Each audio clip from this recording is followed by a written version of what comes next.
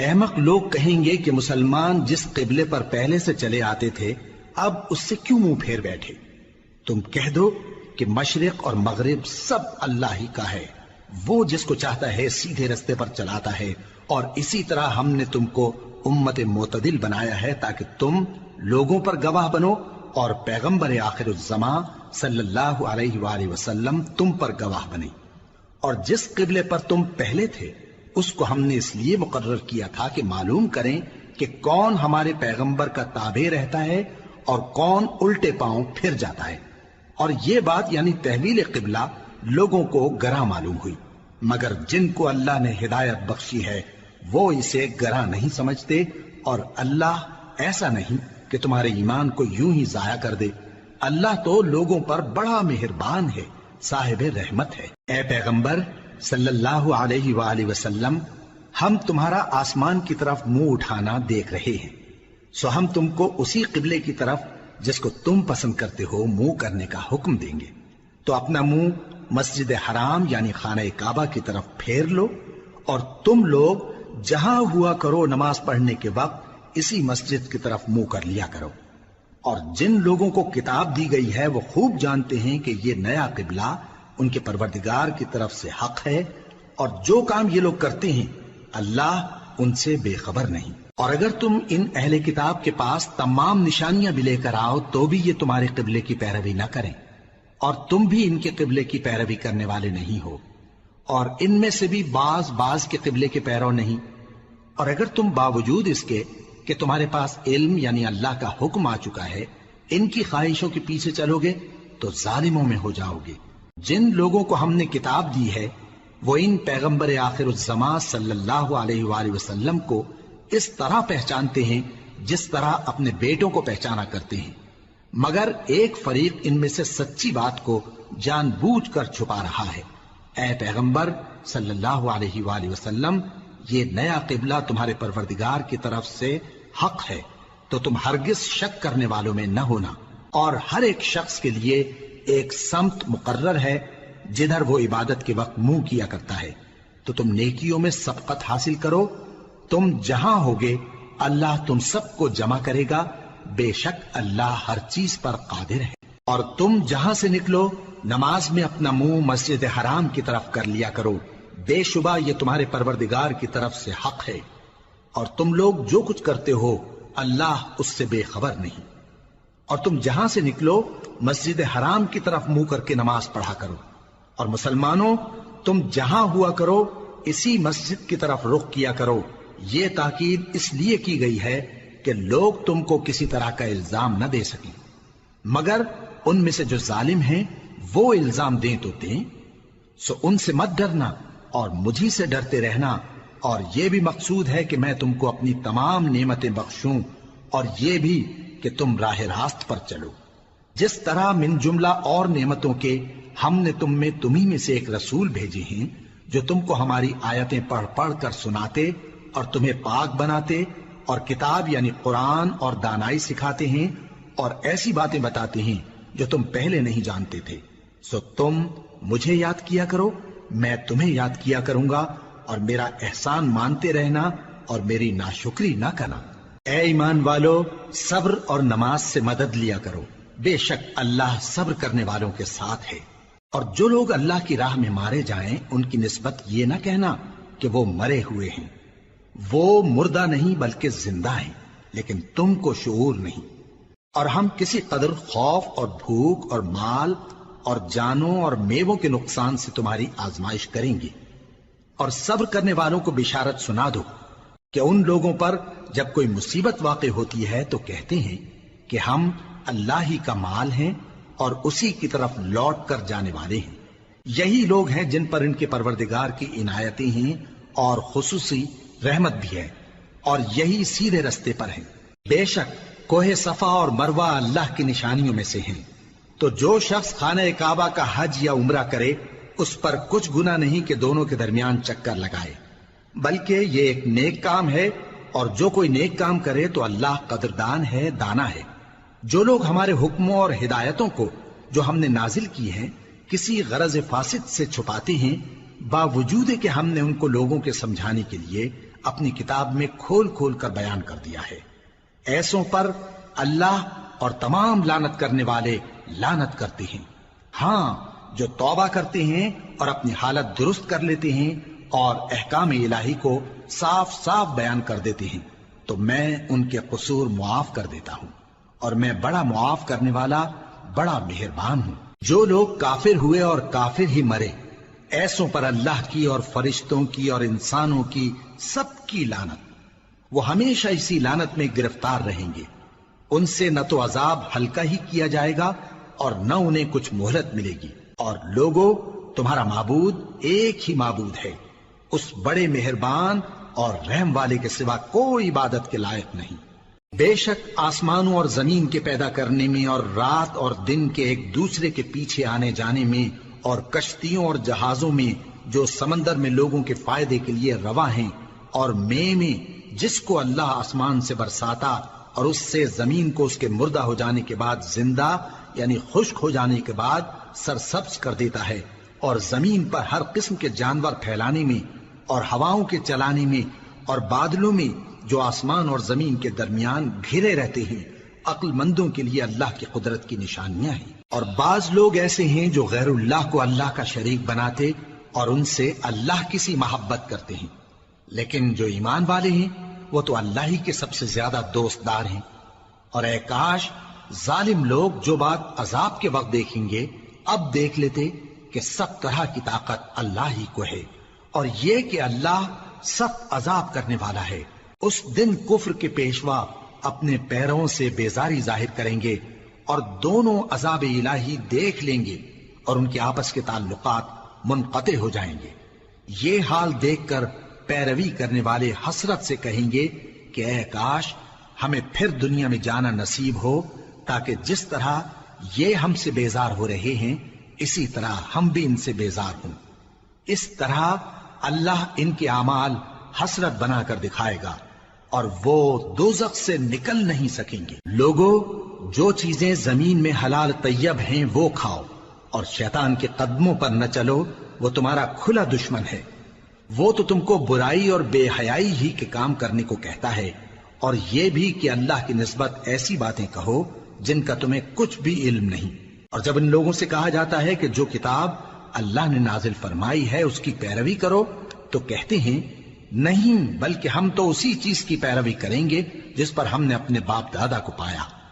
بھلا اگرچہ ان کے باپ دادا نہ کچھ سمجھتے ہوں اور نہ سیدھے رستے پر ہوں، تب بھی وہ انہی کی تقلید کیے جائیں گے۔ جو لوگ کافر ہیں ان کی مثال اس شخص کی سی ہے جو کسی ایسی چیز کو آواز دے جو پکار اور آواز کے سوا کچھ سن نہ سکے۔ یہ بہرے ہیں، گونگے ہیں، اندھے ہیں کہ کچھ سمجھ ہی نہیں سکتے۔ اے اہل ایمان، جو پاکیزہ چیزیں ہم نے تم کو عطا فرمائی ہیں ان کو کھاؤ، اور اگر اللہ ہی کے بندے ہو تو اس کی نعمتوں کا شکر بھی ادا کرو۔ اس نے تو تم پر بس مرا ہوا جانور اور لہو اور سور کا گوشت اور جس چیز پر اللہ کے سوا کسی اور کا نام پکارا جائے حرام کر دیا ہے۔ ہاں، جو مجبور ہو جائے بشرطے کہ اللہ کی نافرمانی نہ کرے اور حد ضرورت سے باہر نہ نکل جائے، اس پر کچھ گناہ نہیں۔ بے شک اللہ بخشنے والا ہے، رحم کرنے والا ہے۔ جو لوگ اللہ کی کتاب سے ان آیتوں اور ہدایتوں کو جو اس نے نازل فرمائی ہیں چھپاتے اور ان کے بدلے تھوڑی سی قیمت یعنی دنیاوی منفعت حاصل کرتے ہیں، وہ اپنے پیٹوں میں محض آگ بھرتے ہیں۔ ایسے لوگوں سے اللہ قیامت کے دن نہ کلام کرے گا اور نہ ان کو گناہوں سے پاک کرے گا، اور ان کے لیے دکھ دینے والا عذاب ہے۔ یہ وہ لوگ ہیں جنہوں نے ہدایت چھوڑ کر گمراہی اور بخشش چھوڑ کر عذاب خرید لیا۔ یہ آتش جہنم کی کیسی برداشت کرنے والے ہیں۔ یہ اس لیے کہ اللہ نے کتاب سچائی کے ساتھ نازل فرمائی، اور جن لوگوں نے اس کتاب میں اختلاف کیا وہ ضد میں آ کر نیکی سے دور ہو گئے ہیں۔ نیکی یہی نہیں کہ تم مشرق و مغرب کو قبلہ سمجھ کر ان کی طرف منہ کر لو، بلکہ نیکی یہ ہے کہ لوگ اللہ پر اور روز آخر پر اور فرشتوں پر اور اللہ کی کتاب پر اور پیغمبروں پر ایمان لائیں، اور مال باوجود عزیز رکھنے کے رشتہ داروں اور یتیموں اور محتاجوں اور مسافروں اور مانگنے والوں کو دیں، اور گردنوں کے چھڑانے میں خرچ کریں، اور نماز پڑھیں اور زکات دیں، اور جب عہد کر لیں تو اس کو پورا کریں، اور سختی اور تکلیف میں اور جنگ کے وقت ثابت قدم رہیں۔ یہی لوگ ہیں جو ایمان میں سچے ہیں، اور یہی ہیں جو اللہ سے ڈرنے والے ہیں۔ مومنوں، تم کو مقتولوں کے بارے میں قصاص یعنی خون کے بدلے خون کا حکم دیا جاتا ہے، اس طرح پر کہ آزاد کے بدلے آزاد مارا جائے، اور غلام کے بدلے غلام، اور عورت کے بدلے عورت۔ اور اگر قاتل کو اس کے مقتول بھائی کے قصاص میں سے کچھ معاف کر دیا جائے تو وارث مقتول کو پسندیدہ طریق سے قرارداد کی پیروی یعنی مطالبہ خون بہا کرنا اور قاتل کو خوشخوئی کے ساتھ ادا کرنا چاہیے۔ یہ تمہارے پروردگار کی طرف سے تمہارے لیے آسانی اور مہربانی ہے۔ اب جو اس کے بعد زیادتی کرے اس کے لیے دکھ کا عذاب ہے۔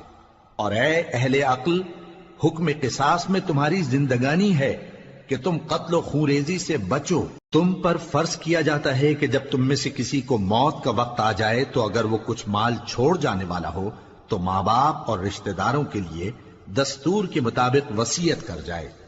اللہ سے ڈرنے والوں پر یہ ایک حق ہے۔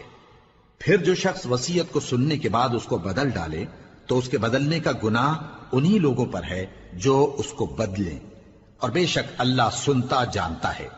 اب اگر کسی کو وصیت کرنے والے کی طرف سے کسی وارث کی طرفداری یا حق تلفی کا اندیشہ ہو تو اگر وہ وصیت کو بدل کر وارثوں میں صلح کرا دے تو اس پر کچھ گناہ نہیں، بے شک اللہ بخشنے والا ہے، رحم والا ہے۔ مومنوں، تم پر روزے فرض کیے گئے ہیں جس طرح تم سے پہلے لوگوں پر فرض کیے گئے تھے تاکہ تم پرہیزگار بنو۔ روزوں کے دن گنتی کے چند روز ہیں، تو جو شخص تم میں سے بیمار ہو یا سفر میں ہو تو دوسرے دنوں میں روزوں کا شمار پورا کر لے۔ اور جو لوگ روزہ رکھنے کی طاقت رکھیں لیکن رکھیں نہیں، وہ روزے کے بدلے محتاج کو کھانا کھلا دیں۔ اور جو کوئی اپنی مرضی سے زیادہ نیکی کرے تو اس کے حق میں زیادہ اچھا ہے، اور اگر سمجھو تو روزہ رکھنا ہی تمہارے حق میں بہتر ہے۔ روزوں کا مہینہ رمضان کا مہینہ ہے جس میں قرآن اول نازل ہوا، جو لوگوں کا رہنما ہے اور جس میں ہدایت کی کھلی نشانیاں ہیں، اور جو حق و باطل کو الگ الگ کرنے والا ہے۔ تو جو کوئی تم میں سے اس مہینے میں موجود ہو چاہیے کہ پورے مہینے کے روزے رکھے، اور جو بیمار ہو یا سفر میں ہو تو دوسرے دنوں میں روزے رکھ کر ان کا شمار پورا کر لے۔ اللہ تمہارے حق میں آسانی چاہتا ہے اور سختی نہیں چاہتا، اور یہ آسانی کا حکم اس لیے دیا گیا ہے کہ تم روزوں کا شمار پورا کر لو، اور اس احسان کے بدلے کہ اللہ نے تم کو ہدایت بخشی ہے تم اس کو بزرگی سے یاد کرو اور اس کا شکر کرو۔ اور اے پیغمبر، جب تم سے میرے بندے میرے بارے میں دریافت کریں تو انہیں معلوم ہو کہ میں تو تمہارے پاس ہی ہوں۔ جب کوئی پکارنے والا مجھے پکارتا ہے تو میں اس کی دعا قبول کرتا ہوں، تو ان کو چاہیے کہ میرے حکموں کو مانیں اور مجھ پر ایمان رکھیں تاکہ نیک رستہ پائیں۔ روزوں کی راتوں میں تمہارے لیے اپنی عورتوں کے پاس جانا جائز کر دیا گیا ہے، وہ تمہاری پوشاک ہیں اور تم ان کی پوشاک ہو۔ اللہ کو معلوم ہے کہ تم ان کے پاس جانے سے اپنے حق میں خیانت کرتے تھے، سو اس نے تم پر مہربانی کی اور تمہاری حرکات سے درگزر فرمائی، تو اب تم کو اختیار ہے کہ ان سے مباشرت کرو۔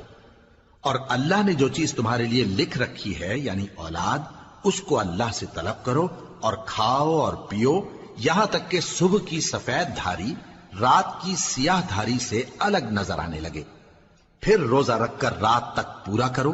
اور جب تم مسجدوں میں اعتکاف بیٹھتے ہو تو ان سے مباشرت نہ کرو، یہ اللہ کی حدیں ہیں، ان کے پاس نہ جانا۔ اسی طرح اللہ اپنی آیتیں لوگوں کے سمجھانے کے لیے کھول کھول کر بیان فرماتا ہے تاکہ وہ پرہیزگار بنے۔ اور آپس میں ایک دوسرے کا مال ناحق نہ کھاؤ، اور نہ اس کو رشوتاً حاکموں کے پاس پہنچاؤ تاکہ لوگوں کے مال کا کچھ حصہ ناجائز طور پر کھا جاؤ، اور اسے تم جانتے بھی ہو۔ اے پیغمبر، لوگ تم سے نئے چاند کے بارے میں دریافت کرتے ہیں کہ گھٹتا بڑھتا کیوں ہے۔ کہہ دو کہ وہ لوگوں کے کاموں کی میعادیں اور حج کے وقت معلوم ہونے کا ذریعہ ہے، اور نیکی اس بات میں نہیں کہ احرام کی حالت میں گھروں میں ان کے پچھواڑے کی طرف سے آؤ، بلکہ نیکوکار وہ ہے جو پرہیزگار ہو، اور گھروں میں ان کے دروازوں سے آیا کرو، اور اللہ سے ڈرتے رہو تاکہ کامیاب ہو جاؤ۔ اور جو لوگ تم سے لڑتے ہیں تم بھی اللہ کی راہ میں ان سے لڑو، مگر زیادتی نہ کرنا، کہ اللہ زیادتی کرنے والوں کو دوست نہیں رکھتا، اور ان کو جہاں پاؤ قتل کر دو، اور جہاں سے انہوں نے تم کو نکالا ہے یعنی مکے سے، وہاں سے تم بھی ان کو نکال دو۔ اور دین سے گمراہ کرنے کا فساد قتل و خونریزی سے کہیں بڑھ کر ہے، اور جب تک وہ تم سے مسجد حرام یعنی خانہ کعبہ کے پاس نہ لڑیں تم بھی وہاں ان سے نہ لڑنا۔ ہاں اگر وہ تم سے لڑیں تو تم ان کو قتل کر ڈالو، کافروں کی یہی سزا ہے۔ پھر اگر وہ باز آ جائیں تو اللہ بخشنے والا ہے، رحم کرنے والا ہے۔ اور ان سے اس وقت تک لڑتے رہنا کہ فساد نابود ہو جائے اور ملک میں اللہ ہی کا دین غالب ہو جائے۔ پھر اگر وہ فساد سے باز آ جائیں تو ظالموں کے سوا کسی پر زیادتی نہیں کرنی چاہیے۔ ادب کا مہینہ ادب کے مہینے کے مقابل ہے، اور ادب کی چیزیں ایک دوسرے کا بدلہ ہیں۔ پس اگر کوئی تم پر زیادتی کرے تو جیسی زیادتی وہ تم پر کرے ویسی ہی تم اس پر کرو، اور اللہ سے ڈرتے رہو اور جان رکھو کہ اللہ ڈرنے والوں کے ساتھ ہے۔ اور اللہ کی راہ میں مال خرچ کرو اور اپنے آپ کو ہلاکت میں نہ ڈالو، اور نیکی کرو، بے شک اللہ نیکی کرنے والوں کو دوست رکھتا ہے۔ اور اللہ کی خوشنودی کے لیے حج اور عمرے کو پورا کرو، اور اگر راستے میں روک لیے جاؤ تو جیسی قربانی میسر ہو کر دو، اور جب تک قربانی اپنے مقام پر نہ پہنچ جائے سر نہ منڈاؤ۔ اور اگر کوئی تم میں بیمار ہو یا اس کے سر میں کسی طرح کی تکلیف ہو تو اگر وہ سر منڈا لے تو اس کے بدلے روزے رکھے یا صدقہ دے یا قربانی کرے۔ پھر جب تکلیف دور ہو کر تم مطمئن ہو جاؤ تو جو تم میں حج کے وقت تک عمرے سے فائدہ اٹھانا چاہے وہ جیسی قربانی میسر ہو کرے، اور جس کو قربانی نہ ملے وہ 3 روزے ایام حج میں رکھے اور 7 جب واپس ہو، یہ پورے 10 ہوئے۔ یہ حکم اس شخص کے لیے ہے جس کے اہل و عیال مکے میں نہ رہتے ہوں۔ اور اللہ سے ڈرتے رہو اور جان رکھو کہ اللہ سخت عذاب دینے والا ہے۔ حج کے مہینے معین ہیں جو معلوم ہیں، تو جو شخص ان مہینوں میں حج کی نیت کر لے تو حج کے دنوں میں نہ عورتوں سے اختلاط کرے، نہ کوئی برا کام کرے اور نہ کسی سے جھگڑے۔ اور جو نیک کام تم کرو گے وہ اللہ کو معلوم ہو جائے گا۔ اور زاد راہ یعنی رستے کا خرچ ساتھ لے جاؤ، کیونکہ بہترین زاد راہ پرہیزگاری ہے۔ اور اے اہل عقل مجھی سے ڈرتے رہو، اس کا تمہیں کچھ گناہ نہیں کہ حج کے دنوں میں بذریعہ تجارت اپنے پروردگار سے روزی طلب کرو۔ اور جب عرفات سے واپس ہونے لگو تو مشعر حرام یعنی مزدلفہ میں اللہ کا ذکر کرو، اور اس طرح ذکر کرو جس طرح اس نے تم کو سکھایا، اور اس سے پیشتر تم لوگ ان طریقوں سے محض ناواقف تھے۔ پھر جہاں سے اور لوگ واپس ہوں وہیں سے تم بھی واپس ہو، اور اللہ سے بخشش مانگو، بے شک اللہ بخشنے والا ہے، رحمت کرنے والا ہے۔ پھر جب حج کے تمام ارکان پورے کر چکو تو مینا میں اللہ کو یاد کرو جس طرح اپنے باپ دادا کو یاد کیا کرتے تھے، بلکہ اس سے بھی زیادہ۔ اور بعض لوگ ایسے ہیں جو اللہ سے التجا کرتے ہیں کہ اے پروردگار ہم کو جو دینا ہے دنیا ہی میں دے دے، اور ایسے لوگوں کا آخرت میں کچھ حصہ نہیں۔ اور بعض ایسے ہیں کہ دعا کرتے ہیں کہ پروردگار ہم کو دنیا میں بھی نعمت عطا فرما اور آخرت میں بھی نعمت بخشیو اور دوزخ کے عذاب سے محفوظ رکھیو۔ یہی لوگ ہیں جن کے لیے ان کے کاموں کا حصہ یعنی اجر نیک تیار ہے، اور اللہ جلد حساب لینے والا ہے۔ اور قیام منا کے دنوں میں جو گنتی کے دن ہیں اللہ کو یاد کرو، اگر کوئی جلدی کرے اور 2 ہی دن میں چل دے تو اس پر بھی کچھ گناہ نہیں، اور جو بات تک ٹھہرا رہے اس پر بھی کچھ گناہ نہیں۔ یہ باتیں اس شخص کے لیے ہیں جو اللہ سے ڈرے، اور تم لوگ اللہ سے ڈرتے رہو اور جان رکھو کہ تم سب اس کے پاس جمع کیے جاؤ گے۔ اور کوئی شخص تو ایسا ہے جس کی گفتگو دنیا کی زندگی میں تم کو دلکش معلوم ہوتی ہے، اور وہ اپنے معافی ضمیر پر یعنی اس بات پر جو اس کے دل میں ہے اللہ کو گواہ بناتا ہے، حالانکہ وہ سخت جھگڑالو ہے۔ اور جب پیٹ پھیر کر چلا جاتا ہے تو زمین میں دوڑتا پھرتا ہے تاکہ اس میں فتنہ انگیزی کرے اور کھیتی کو برباد اور انسانوں اور حیوانوں کی نسل کو نابود کر دے، اور اللہ فتنہ انگیزی کو پسند نہیں کرتا۔ اور جب اس سے کہا جاتا ہے کہ اللہ سے خوف کر تو غرور اس کو گناہ میں پھنسا دیتا ہے، سو اس کو جہنم کافی ہے اور وہ بہت برا ٹھکانہ ہے۔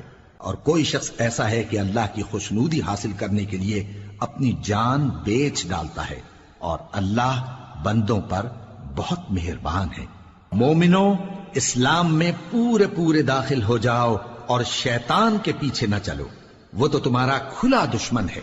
پھر اگر تم احکام روشن پہنچ جانے کے بعد لڑکھڑا جاؤ تو جان رکھو کہ اللہ غالب ہے، حکمت والا ہے۔ کیا یہ لوگ اسی بات کے منتظر ہیں کہ ان پر اللہ کا عذاب بادل کے سائبانوں میں نازل ہو اور فرشتے بھی اتر آئیں اور کام تمام کر دیا جائے؟ اور سب کاموں کا رجوع اللہ ہی کی طرف ہے۔ اے پیغمبر، بنی اسرائیل سے پوچھو کہ ہم نے ان کو کتنی کھلی نشانیاں دیں، اور جو شخص اللہ کی نعمت کو اپنے پاس آنے کے بعد بدل دے تو اللہ سخت عذاب کرنے والا ہے۔ اور جو کافر ہیں ان کے لیے دنیا کی زندگی خوشنما کر دی گئی ہے، اور وہ مومنوں سے تمسخر کرتی ہیں، لیکن جو پرہیزگار ہیں وہ قیامت کے دن ان سے اوپر ہوں گے۔ اور اللہ جس کو چاہتا ہے بے حساب رزق دیتا ہے۔ پہلے تو سب لوگوں کا ایک ہی مذہب تھا، لیکن وہ آپس میں اختلاف کرنے لگے تو اللہ نے ان کی طرف بشارت دینے والے اور ڈر سنانے والے پیغمبر بھیجے، اور ان پر سچائی کے ساتھ کتابیں نازل کی، تاکہ جن امور میں لوگ اختلاف کرتے تھے ان کا ان میں فیصلہ کر دے۔ اور اس میں اختلاف بھی انہی لوگوں نے کیا جن کو کتاب دی گئی تھی، باوجود کہ ان کے پاس کھلے ہوئے احکام آ چکے تھے، اور یہ اختلاف انہوں نے صرف آپس کی ضد سے کیا۔ تو جس امر حق میں وہ اختلاف کرتے تھے اللہ نے اپنی مہربانی سے مومنوں کو اس کی راہ دکھا دی، اور اللہ جس کو چاہتا ہے سیدھا رستہ دکھا دیتا ہے۔ کیا تم یہ خیال کرتے ہو کہ یوں ہی بہشت میں داخل ہو جاؤ گے، اور ابھی تم کو پہلے لوگوں کی سی مشکلیں تو پیش آئی ہی نہیں؟ ان کو بڑی بڑی سختیاں اور تکلیفیں پہنچیں، اور وہ صعوبتوں میں ہلا ہلا دیے گئے، یہاں تک کہ پیغمبر اور مومن لوگ جو ان کے ساتھ تھے سب پکار اٹھے کہ کب اللہ کی مدد آئے گی۔ دیکھو اللہ کی مدد ان قریب آیا چاہتی ہے۔ اے نبی، لوگ تم سے پوچھتے ہیں کہ اللہ کی راہ میں کس طرح کا مال خرچ کریں۔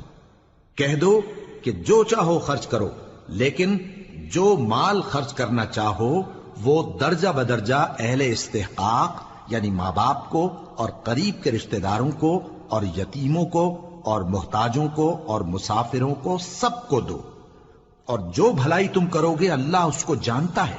مسلمانوں، تم پر اللہ کے رستے میں لڑنا فرض کر دیا گیا ہے، اور وہ تمہیں ناگوار تو ہوگا، مگر عجب نہیں کہ ایک چیز تم کو بری لگے اور وہ تمہارے حق میں بھلی ہو، اور عجب نہیں کہ ایک چیز تم کو بھلی لگے اور وہ تمہارے لیے مضر ہو، اور ان باتوں کو اللہ ہی بہتر جانتا ہے اور تم نہیں جانتے۔ اے پیغمبر، لوگ تم سے عزت والے مہینوں میں لڑائی کرنے کے بارے میں دریافت کرتے ہیں، کہہ دو کہ ان میں لڑنا بڑا گناہ ہے، اور اللہ کی راہ سے روکنا اور اس سے کفر کرنا اور مسجد حرام یعنی خانہ کعبہ میں جانے سے بند کرنا اور اہل مسجد کو اس میں سے نکال دینا جو یہ کفار کرتے ہیں، اللہ کے نزدیک اس سے بھی زیادہ گناہ ہے، اور فتنہ انگیزی خون ریزی سے بھی بڑھ کر ہے۔ اور یہ لوگ ہمیشہ تم سے لڑتے رہیں گے، یہاں تک کہ اگر مقدور رکھیں تو تم کو تمہارے دین سے پھیر دیں، اور جو کوئی تم میں سے اپنے دین سے پھر کر کافر ہو جائے گا اور کافر ہی مرے گا تو ایسے لوگوں کے اعمال دنیا اور آخرت دونوں میں برباد ہو جائیں گے، اور یہی لوگ دوزخ میں جانے والے ہیں جس میں ہمیشہ رہیں گے۔ جو لوگ ایمان لائے اور اللہ کے لیے وطن چھوڑ گئے اور کفار سے جنگ کرتے رہے وہی اللہ کی رحمت کے امیدوار ہیں، اور اللہ بخشنے والا ہے، رحمت کرنے والا ہے۔ اے پیغمبر، لوگ تم سے شراب اور جوئے کا حکم دریافت کرتے ہیں، کہہ دو کہ ان میں گناہ بڑے ہیں اور لوگوں کے لیے کچھ فائدے بھی ہیں، مگر ان کے گناہ فائدوں سے کہیں زیادہ ہیں۔ اور یہ بھی تم سے پوچھتے ہیں کہ اللہ کی راہ میں کون سا مال خرچ کریں، کہہ دو کہ جو ضرورت سے زیادہ ہو۔ اس طرح اللہ تمہارے لیے اپنے احکام کھول کھول کر بیان فرماتا ہے تاکہ تم سوچو، یعنی دنیا اور آخرت کی باتوں میں غور کرو۔ اور تم سے یتیموں کے بارے میں بھی دریافت کرتے ہیں، کہہ دو کہ ان کی حالت کی اصلاح بہت اچھا کام ہے، اور اگر تم ان سے مل جل کر رہنا یعنی خرچ اکٹھا رکھنا چاہو تو وہ تمہارے بھائی ہیں، اور اللہ خوب جانتا ہے کہ خرابی کرنے والا کون ہے اور اصلاح کرنے والا کون۔ اور اگر اللہ چاہتا تو تم کو تکلیف میں ڈال دیتا، بے شک اللہ غالب ہے، حکمت والا ہے۔ اور مومنوں مشرک عورتوں سے جب تک وہ ایمان نہ لائیں نکاح نہ کرنا، کیونکہ مشرک عورت خواہ تم کو کیسی ہی بھلی لگے اس سے مومن لونڈی بہتر ہے۔ اور اسی طرح مشرک مرد جب تک ایمان نہ لائیں مومن عورتوں کو ان کی زوجیت میں نہ دینا، کیونکہ مشرک مرد سے خواہ وہ تم کو کیسا ہی بھلا لگے مومن غلام بہتر ہے۔ یہ مشرک لوگوں کو دوزخ کی طرف بلاتی ہیں، اور اللہ اپنی مہربانی سے بہشت اور بخشش کی طرف بلاتا ہے، اور اپنے حکم لوگوں سے کھول کھول کر بیان کرتا ہے تاکہ نصیحت حاصل کریں۔ اور تم سے حیض کے بارے میں دریافت کرتے ہیں، کہہ دو وہ تو نجاست ہے، سو ایام حیض میں عورتوں سے کنارہ کش رہو، اور جب تک وہ پاک نہ ہو جائیں ان سے مقاربت نہ کرو۔ ہاں جب وہ پاک ہو جائیں تو جس طریق سے اللہ نے تمہیں ارشاد فرمایا ہے ان کے پاس جاؤ، کچھ شک نہیں کہ اللہ توبہ کرنے والوں اور پاک صاف رہنے والوں کو دوست رکھتا ہے۔ تمہاری عورتیں تمہاری کھیتی ہیں، تو اپنی کھیتی میں جس طرح چاہو جاؤ، اور اپنے لیے نیک عمل آگے بھیجو، اور اللہ سے ڈرتے رہو، اور جان رکھو کہ ایک دن تمہیں اس کے روبرو حاضر ہونا ہے۔ اور اے پیغمبر ایمان والوں کو بشارت سنا دو، اور اللہ کے نام کو اس بات کا ہیلا نہ بنانا کہ اس کی قسمیں کھا کھا کر سلوک کرنے اور پرہیزگاری کرنے اور لوگوں میں صلح و سازگاری کرانے سے رک جاؤ، اور اللہ سب کچھ سنتا ہے جانتا ہے۔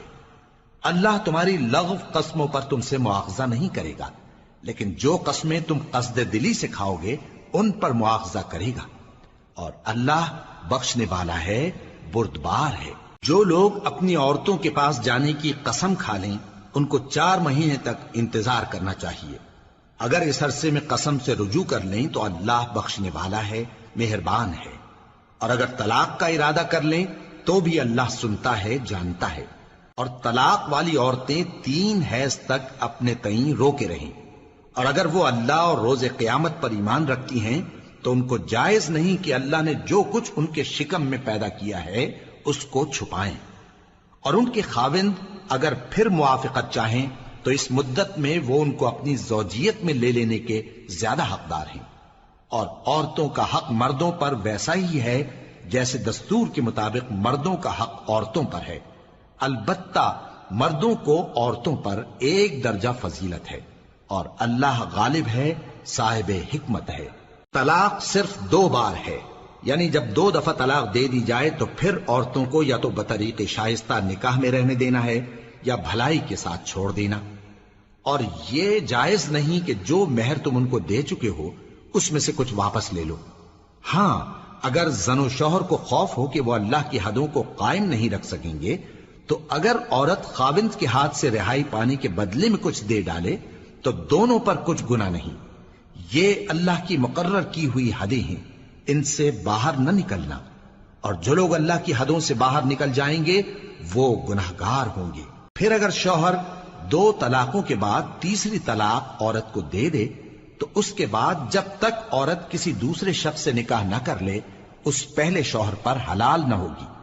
ہاں اگر دوسرا خاوند بھی طلاق دے دے اور عورت اور پہلا خاوند پھر ایک دوسرے کی طرف رجوع کر لیں تو ان پر کچھ گناہ نہیں، بشرطے کہ دونوں یقین کریں کہ اللہ کی حدوں کو قائم رکھ سکیں گے، اور یہ اللہ کی حدیں ہیں، ان کو وہ ان لوگوں کے لیے بیان فرماتا ہے جو علم رکھتے ہیں۔ اور جب تم عورتوں کو 2 دفعہ طلاق دے چکو اور ان کی عدت پوری ہو جائے تو انہیں یا تو حسن سلوک سے نکاح میں رہنے دو یا بطریق شائستہ رخصت کر دو، اور اس نیت سے ان کو نکاح میں نہ رہنے دینا چاہیے کہ انہیں تکلیف دو اور ان پر زیادتی کرو، اور جو ایسا کرے گا وہ اپنا ہی نقصان کرے گا۔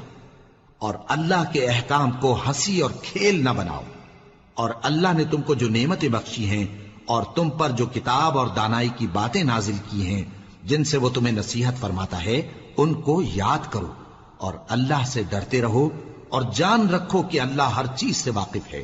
اور جب تم عورتوں کو طلاق دے چکو اور ان کی عدت پوری ہو جائے تو ان کو اپنے شوہروں کے ساتھ جب وہ آپس میں جائز طور پر راضی ہو جائیں نکاح کرنے سے مت روکو۔ اس حکم سے اس شخص کو نصیحت کی جاتی ہے جو تم میں اللہ اور روز آخر پر یقین رکھتا ہے۔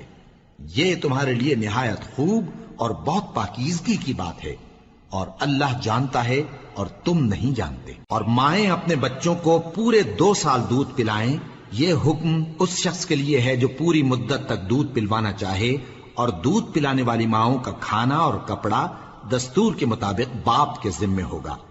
کسی شخص کو اس کی طاقت سے زیادہ تکلیف نہیں دی جاتی، تو یاد رکھو کہ نہ تو ماں کو اس کے بچے کے سبب نقصان پہنچایا جائے اور نہ باپ کو اس کی اولاد کی وجہ سے نقصان پہنچایا جائے، اور اسی طرح نان و نفقہ بچے کے وارث کے ذمے ہے۔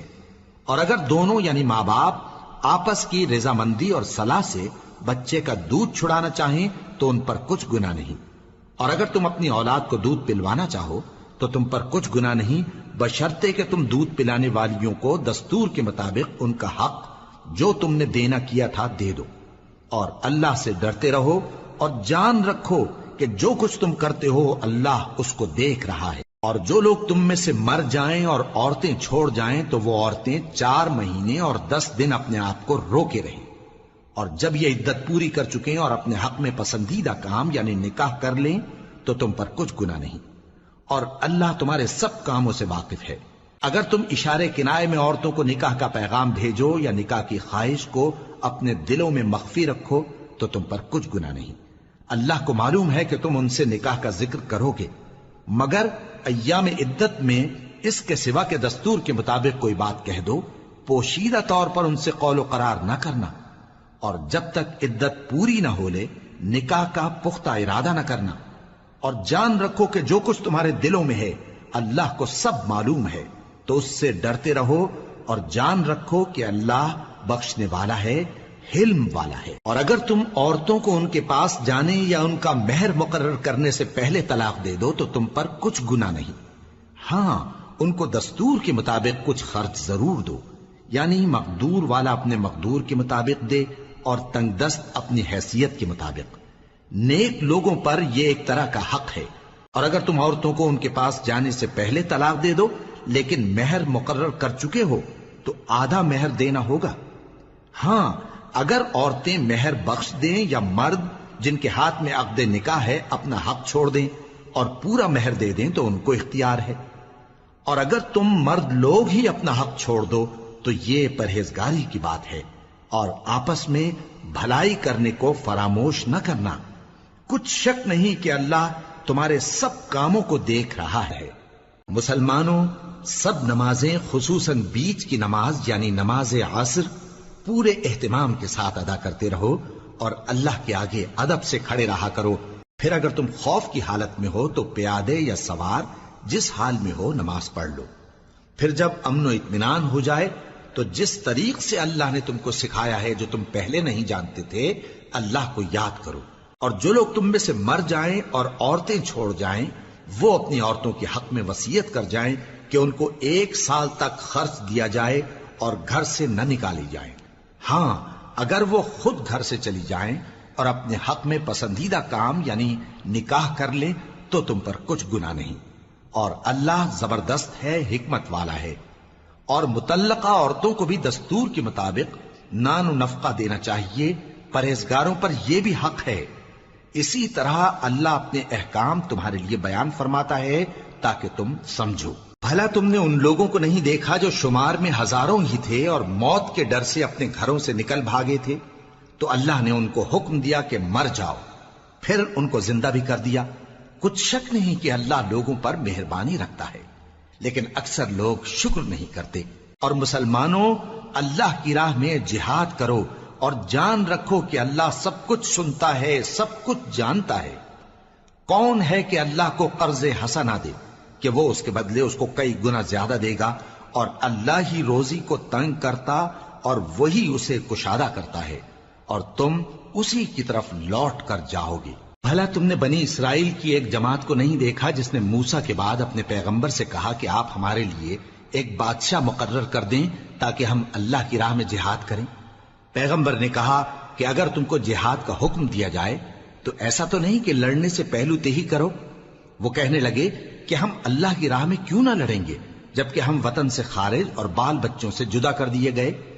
پھر جب ان کو جہاد کا حکم دیا گیا تو چند اشخاص کے سوا سب پھر گئے، اور اللہ ظالموں سے خوب واقف ہے۔